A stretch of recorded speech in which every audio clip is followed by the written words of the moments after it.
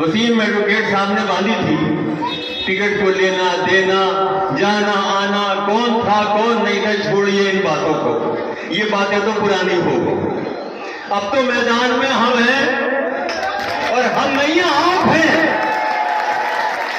वहां से मैं ये कह के आया था, मैंने टेलीफोन किया था जब मालूम हुआ कि टिकट कट गया, तो मैंने कहा भाई ठीक है। वहां 2-3 आदमी गए, उन्होंने साजिश की, टिकट कट गया, कोई बात नहीं। लेकिन अभी तो आवाम की अदालत मौजूद है, मैं इस अदालत में जाऊंगा और ये अदालत फैसला करेगी कि कौन टिकट का सही हकदार था।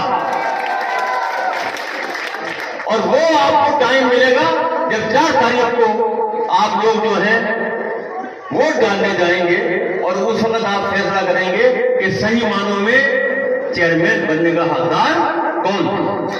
मैं ये नहीं कहता कि मैं कोई गैर मामूली सलाहियतों का मालिक हूं, मैं ये नहीं कहता कि मैं कोई गैर मामूली तरीके से मैंने काम किया है।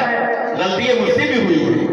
10 साल का अरसा बहुत छोटा अरसा नहीं होता, हो सकता है कि उससे मुझसे गलतियां हुई हो, लेकिन मुझे अपनी गलतियों का एहसास बहुत जल्दी हो जाता है। मैं अपना मुआवजा कर लेता हूं और मैं उन गलतियों की माफी मांग लेता हूं, क्योंकि माफी मांग लेने में ये खानदान की तरीके से है। आप लोग अगर खानदान के अंदर किसी से गलती हो जाए तो माफी मांग लेनी चाहिए, जब वो खानदान जो है तरक्की करेगा और वही खानदान जो है वो एकजुट होकर रहेगा। बहुत आज मैंने देखा सुना टीवी, उस पे मोबाइल पे देखा, हमारे विधायक जी मोहतरम, जिनका मैं बहुत एहतराम करता हूं, क्योंकि आप लोगों ने उन्हें चुना है और जो चुना हुआ नुमाइंदा है उसका एहतराम करना मेरा फर्ज है। और इस लिहाज से भी मेरा फर्ज है कि मैंने तन मन धन से उनका चुनाव लड़ाया है और उन्हें कामयाब बनाया है। इसलिए मैं कोई ऐसी बात नहीं कहूंगा जिससे किसी के एहतराम को कोई धक्का पहुंचे या कोई खराब बात हो, क्योंकि वो मेरे भी चुने हुए नुमाइंदे हैं। वो अलग बात है कि मेरी उम्मीदों पर खरे उतर रहे हैं या नहीं उतर रहे हैं, वो आप फैसला करेंगे, वो वक्त फैसला करेगा। आज उनके ऑफिस का उद्घाटन था, उस उद्घाटन में एक इल्जामात की एक लंबी फहरिस्त, बहुत लंबी फहरिस्त, जिसमें शायद इल्जामात लगाकर वो ये साबित करना चाहते थे कि शायद मुझसे ज्यादा घटिया, मुझसे ज्यादा जाति और यासीन प्रधान जी और बाकी कुछ नाम, इकबाल भाई, बाकी बिलाल साहब और बाकी सभी लोग, और हमारे बलबीर और हमारे मेहमान खुसूसी चेयरमैन मौजम खान साहब, 5 मिनट आपसे लेना चाह रहा हूं साथियों। मैं इस माल्यार्पण बंद कर दे भाई अभी प्लीज, और 2 लोग मंच पे बोलने वाले नहीं है, उधर अगर नीचे चले जाए, और बाकी सब लोग जिनका नाम दिया गया आप मुझसे पूरी तरह परिचित हैं।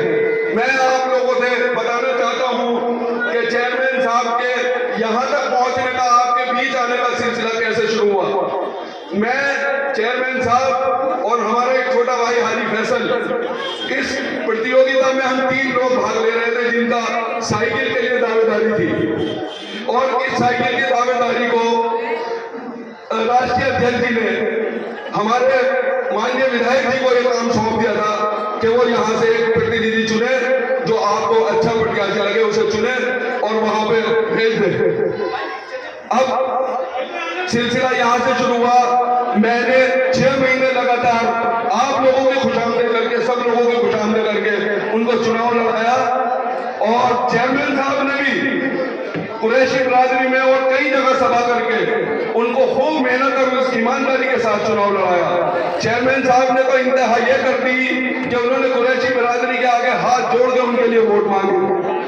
अब जो व्यक्ति जो तीसरा प्रत्याशी था उसने बीएसपी को चुनाव लड़ाया, सब लोग जानते हैं, जानते हैं कि नहीं जानते, जानते हो कि नहीं जानते हो, बीएसपी को चुनाव लड़ाया। उसके भाइयों ने सभा कराई मदरसे में, उस दिन सभा कराई जिस दिन मैंने तस्लीम साहब की सभा के लिए वहां परमिशन ली थी, वो परमिशन कैंसिल हुई और उन्होंने जानबूझ के शाहनवाज खलील साहब की परमिशन कराई। तो क्या ऐसे आदमी को टिकट होना चाहिए था? नहीं होना चाहिए था ना। उसके बाद हम दो लोग बचते थे, चेयरमैन साहब और हम दोनों में तुलना करते, देख लेते जो ज्यादा बेहतर प्रत्याशी था उसे चुन लेते।